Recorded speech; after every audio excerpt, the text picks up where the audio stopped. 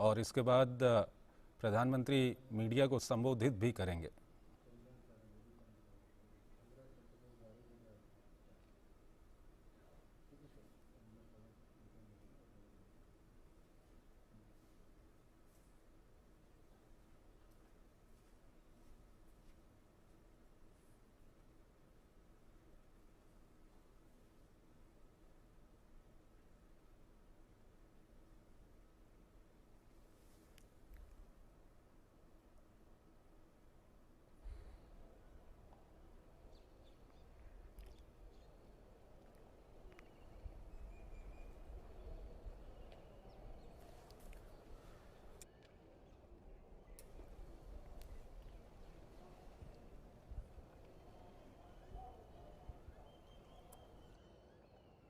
नमस्कार साथियों,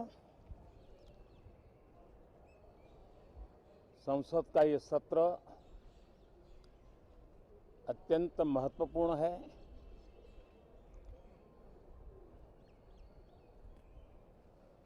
देश आजादी के अमृत महोत्सव मना रहा है। हिंदुस्तान में चारों दिशाओं में से इस आजादी के अमृत महोत्सव के निमित्त रचनात्मक, सकारात्मक, जनहित के लिए, राष्ट्रहित के लिए सामान्य नागरिक अनेक कार्यक्रम कर रहे हैं, कदम उठा रहे हैं और आजादी के दीवानों ने जो सपने देखे थे उन सपनों को पूरा करने के लिए सामान्य नागरिक भी इस देश का अपना कोई न कोई दायित्व निभाने का प्रयास कर रहा है। ये खबरें ये अपने आप में भारत के उज्जवल भविष्य के लिए शुभ संकेत है। कल हमने देखा है, पिछले दिनों संविधान दिवस भी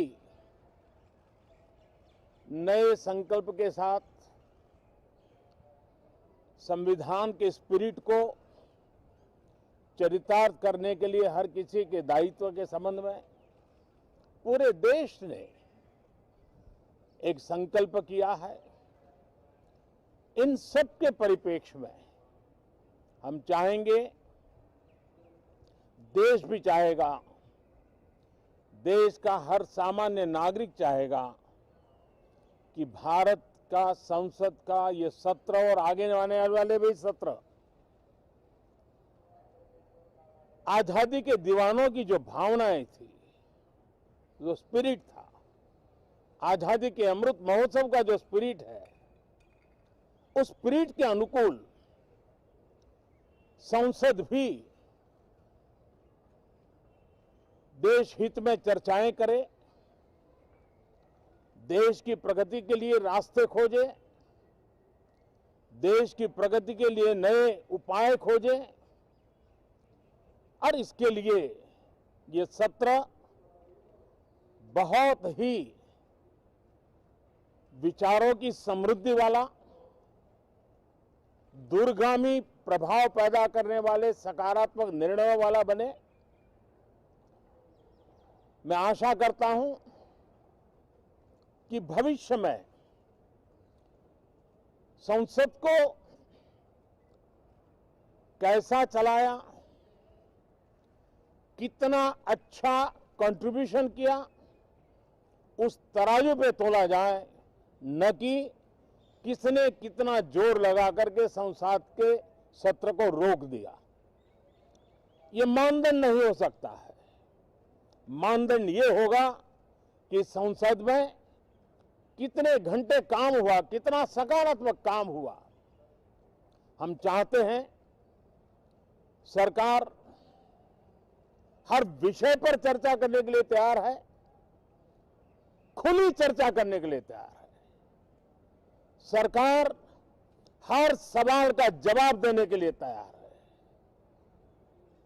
और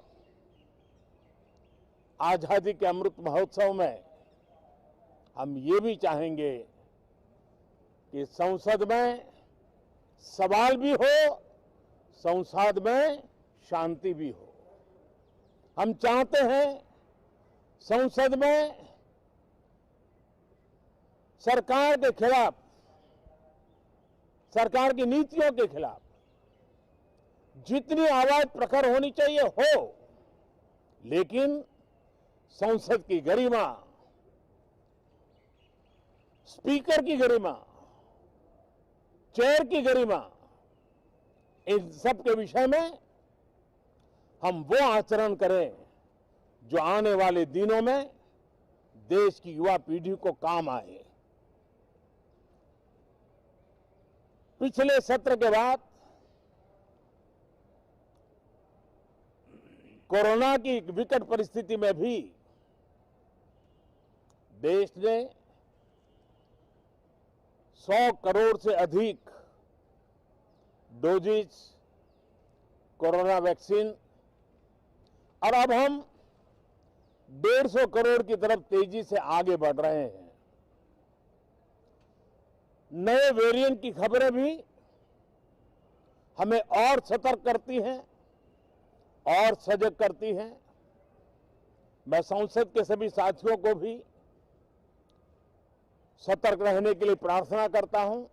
आप सभी साथियों को भी सतर्क रहने के लिए प्रार्थना करता हूं, क्योंकि आप सबका उत्तम स्वास्थ्य, देशवासियों का उत्तम स्वास्थ्य ऐसी संकट की घड़ी में हमारी प्राथमिकता है। देश के 80 करोड़ से अधिक नागरिकों को इस कोरोना काल के संकट के में और अधिक तकलीफ न हो, इसलिए प्रधानमंत्री गरीब कल्याण योजना से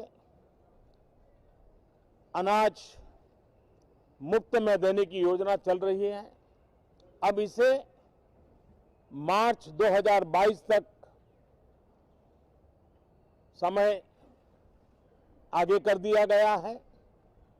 करीब 2,60,000 करोड़ रुपए की लागत से 80 करोड़ से अधिक देशवासियों को गरीब के घर का चूल्हा जलता रहे, इसकी चिंता की गई है। मैं आशा करता हूं कि इस सत्र में देश हित के निर्णय हम तेजी से करें, मिलजुल करके करें, सामान्य मानवी की आशा अपेक्षाओं को पूर्ण करने वाले करें, ऐसी मेरी अपेक्षा है। बहुत बहुत धन्यवाद। तो संसद के शीतकालीन सत्र से ठीक पहले प्रधानमंत्री नरेंद्र मोदी ने मीडिया को संबोधित करते हुए काफ़ी महत्वपूर्ण बातें प्रधानमंत्री ने कही हैं। प्रधानमंत्री ने कहा है कि ये सत्र काफ़ी महत्वपूर्ण है। देश आज़ादी का अमृत महोत्सव इस वक्त मना रहा है। आज़ादी के दीवानों के जो सपने थे उनको पूरा